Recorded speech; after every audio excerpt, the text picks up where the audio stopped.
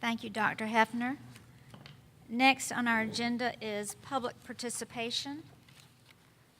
And if you'll give me a chance, I'll read the policy about participating. The board welcomes and encourages public participation. We respectfully ask that you adhere to the procedures and the decorum provided in Board Policy BEDH, public participation at meetings. Your comments should be limited to 3 minutes. Questions asked during public participation and placed in writing will receive a written response in a timely manner. And Mr. Harris has the flashcards to let you know, 1 minute and 30 seconds, I believe. And if you have any written questions, if you will give those to Mr. Bounds at the front table. Our first speaker is Michelle Estridge.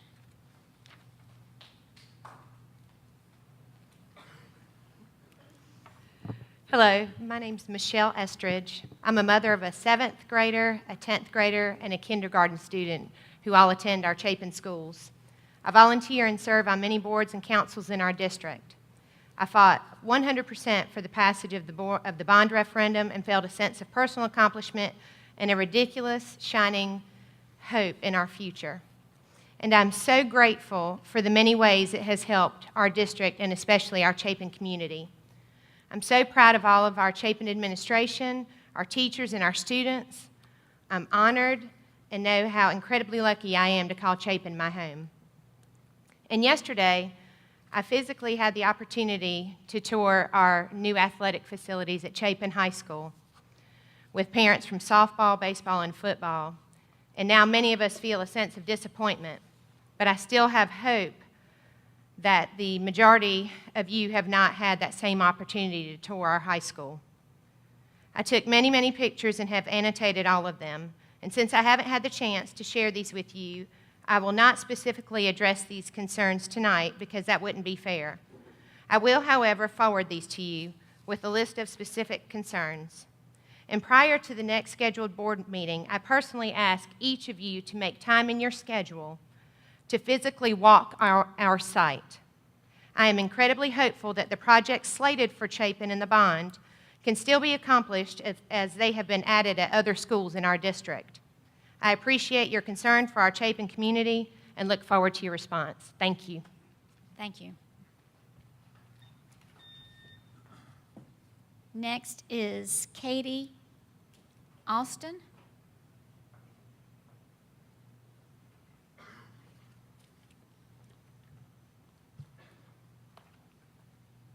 Hi, can you hear me okay? Mm-hmm. Okay, great.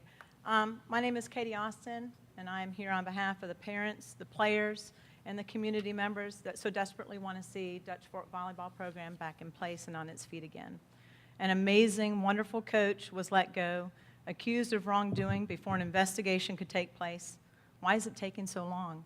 I know that this is the 3rd board meeting that I've attended. I know that we've been reaching out to the school, wanting to talk to the principal and the athletic director, and we're just being told that the investigation is in progress. Shouldn't the coach be reinstated while the investigation continues, or is it fair to stamp her guilty and then research afterwards to see if the initial allegation is true? I have attended the last couple of board meetings and I'm looking for some answers to the questions that we have. I believe in facts, so that's what I'm going to share with you tonight. I have coached with this amazing, wonderful coach for several years, and I have never, and I will repeat this, never, have seen her show any disrespect towards any player, nor is she a racist in any way. Fact. Dutch Fork is a highly ranked public school with no volleyball program in place. Without a coach in place, no preseason games are scheduled, and these girls go into the season starting off with disadvantages. There are 13 regular games that are scheduled, but what we're asking for is for a varsity coach to be put in place so that preseason games can be scheduled. All the other schools are going to have preseason games except our Dutch Fork girls. They're going to go into the season with a disadvantage. Fact. While coaching with this coach on the JV team a few years ago, I experienced firsthand how this one particular parent can be. More or less, we explained to that parent why we go through the process with the players and why we're playing them in different positions, but she didn't want to hear any of that. She just wanted to know why her daughter wasn't getting playing time, why her daughter wasn't being thought of as a starting player. She didn't want to hear anything that we were trying to say. She just wanted to listen. She wanted her daughter to be playing the full time. Fact, same parent, same player, same playing time complaints, different sport, Dutch Fork women's basketball. It's the same thing, same parent, same player. What's happening? It's a trend.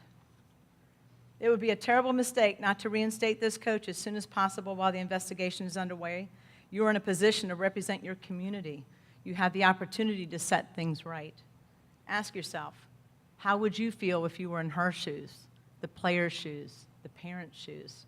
Put yourself in those shoes and see how you would feel if something was posted on your Facebook page that wasn't you that posted it, just to more or less get their daughter's playing time. You have the chance to send a positive message that this is a district that doesn't tolerate dishonest actions for personal gain. Reinstate this coach, complete the investigation, and then make your decision from there.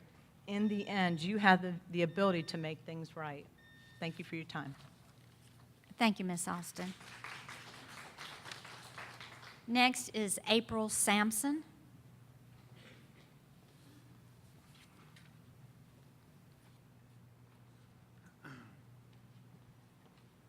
Good evening.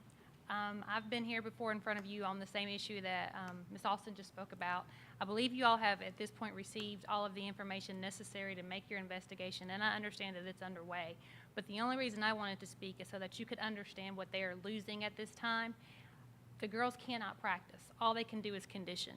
Every other team in the state is practicing right now. That our girls cannot. And that's just not fair.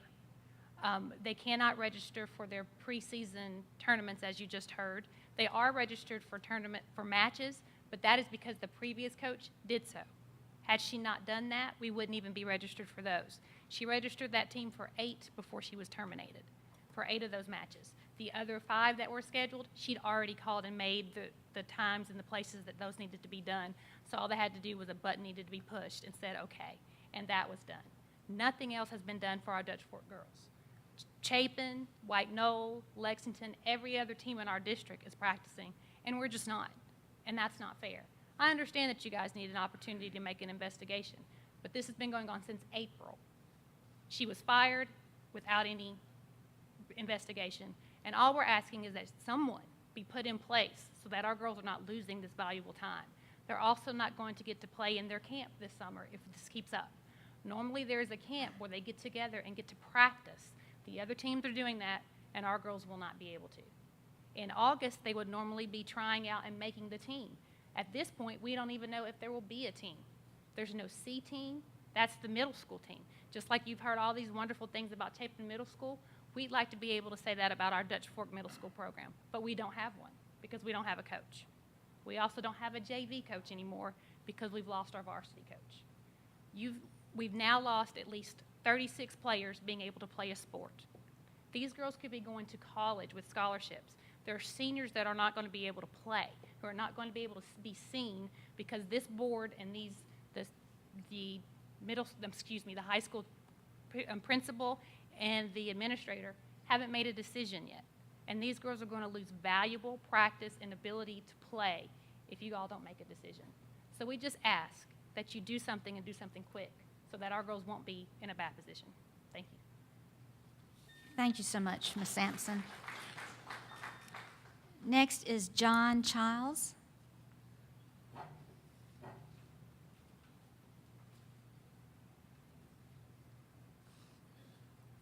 Hello. Good evening to all of you again. Today marks the 3rd time I've been in front of you addressing this issue of Dutch Fork volleyball program. Because of this, tonight my message will be much more specific. It has now been almost 6 weeks to the day we still do not have resolution to this matter. On April the 30th, you received documentation, as your HR director requested, from Facebook proving that the racist post you received and subsequently terminated the Dutch Fork volleyball coach was not posted by her at any time. Yet as of today, we stand before you without a definite action. I do respect the fact that you cannot legally discuss a personnel issue, but not giving us a final outcome of this matter after you've had the evidence provided for you by the Assistant Solicitor of the 5th Judicial Circuit Court for over 2 weeks is quite disgraceful. Your actions today have caused the team to miss the May 1st deadline for signing up for non-region play. They are now in jeopardy of not having any games scheduled before region play, which is critical to their success. Currently, you have no varsity, no JV, no C-team coach in place. The so-called conditioning practices are a joke. I've been at those.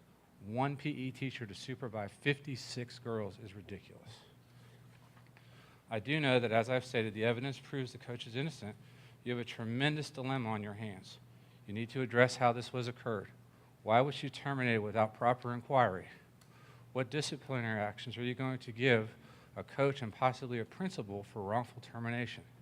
How are you going to ensure this never happens again? While all these problems need to be addressed, they need to be addressed after you reinstate this coach. I would also like to know what you're going to do to the person or persons who submitted this fictitious document. They did this intentionally. At the very least, that player should not be permitted to play volleyball or any other sport at Dutch Fork. If it's found that that parent did this, then that parent should be barred from attending any school sporting event. Again, this is something that can be done after the fact. Reinstate this coach. Finally, it's time for you to give us an answer. It's been over 2 weeks now.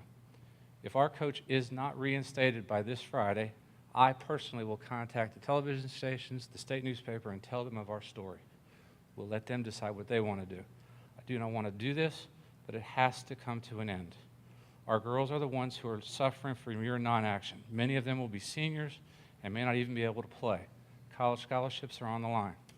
Many parents may decide to send their children to other schools because they want to play. As always, I submit everything I've written to you in writing. You stated that you would address anything that was submitted to you in writing. I've done this 3 times. And to date, no one has called me, written me, or anything on this matter. I respectfully ask somebody to tell us something by Friday. Thank you.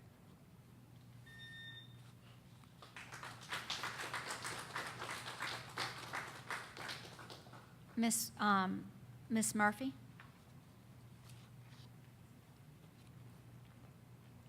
Good evening. It was great to see Miss Christy Metz's choir.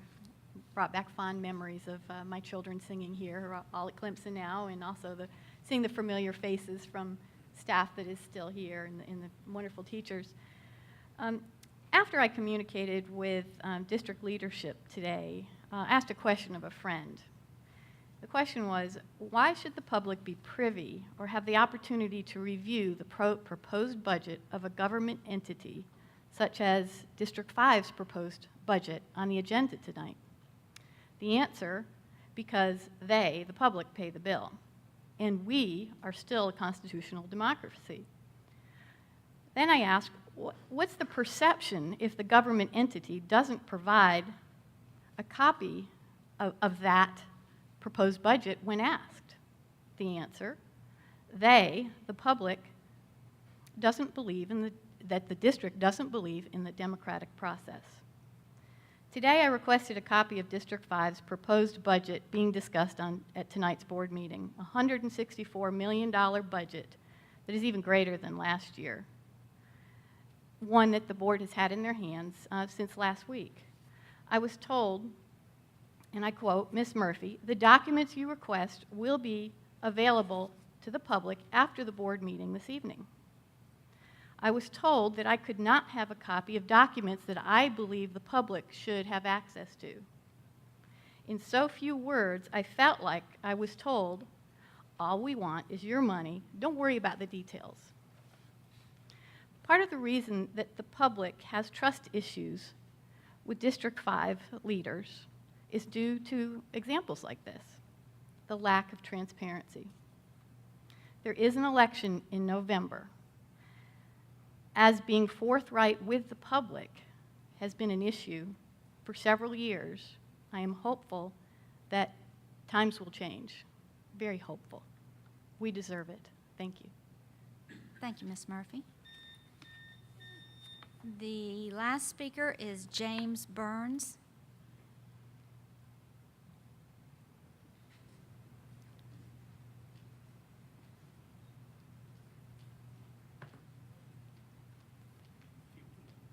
Give me a second, I've got a demonstrative aid that I'm going to use during my discussion.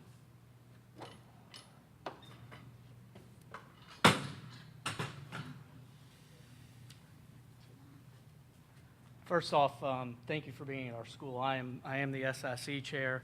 I've also had an opportunity to serve with Mark on the Middle School Technology Task Force. I see my law partner, Ed White, is here. And I'm also the chairman of the State Ethics Commission. But today I'm here as a parent, and I'm here as an advocate for Chapin athletics. As Ms. Estridge had pointed out earlier, when we go through and look at some of the facility upgrades that happened at our various schools, one of the things we see is that there is not equity.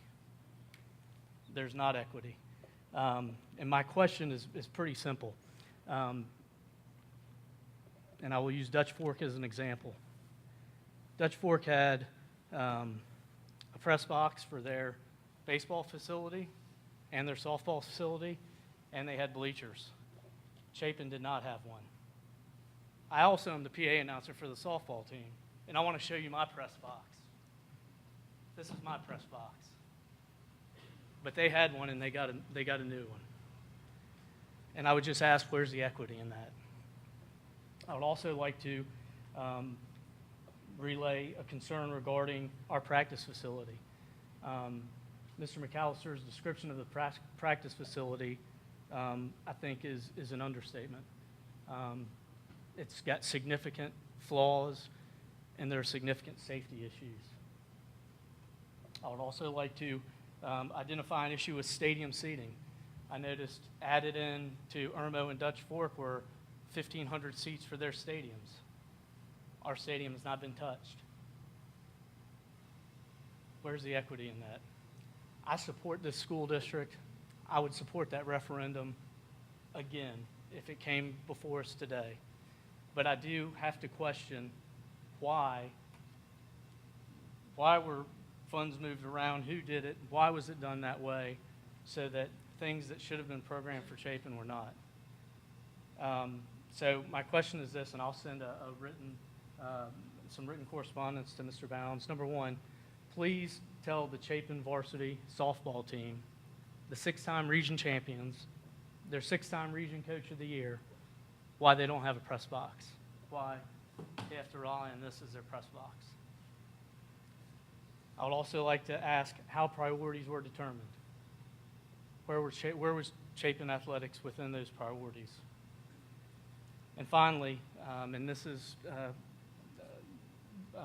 piggybacking on what Ms. Estridge said, when was the last time that our board members visited Chapin High School to see the construction? That's a question each individual board member, the last time they went to Chapin High School. I appreciate it. Thanks a lot for being here again, too. Thank you very much.